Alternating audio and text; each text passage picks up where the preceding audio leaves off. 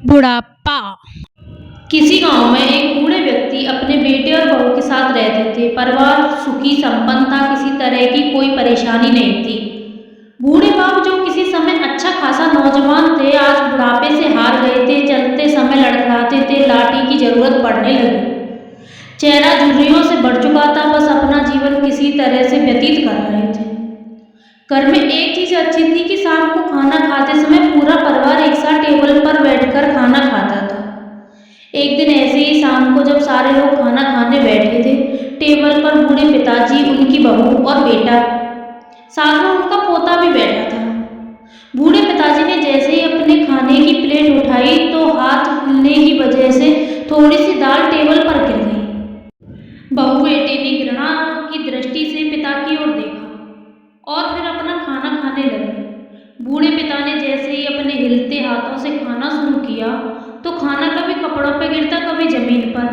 बहू ने चिढ़ते हुए कहा, हे राम, कितने गंदे तरीके से खाते हैं। मन करता है इनकी थाली किसी अलग कोने में लगा दूं।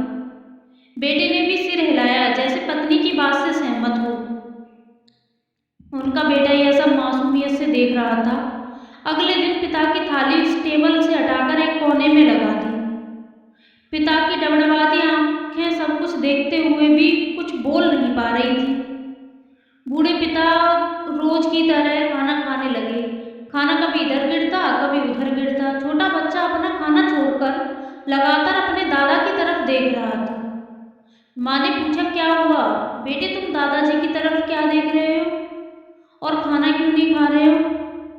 बच्चा बड़ा मासूमियत से बोला, माँ, मैं सीख रहा हूँ कि बूढ़े लोगों के साथ कैसे व्यवहार करना चाहिए।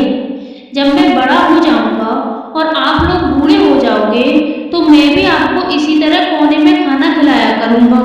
बच्चे के मुंह से ऐसा सुनते ही बेटे और बहू दोनों कांप उठे। शायद बच्चे की बात उनके मन में बैठ गई थी, क्योंकि बच्चे ने मासूमियत के साथ एक बहुत बड़ा सबक दोनों लोगों को दे दिया था।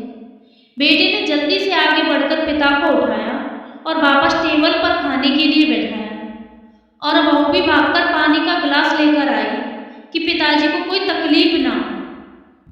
माँ बाप इस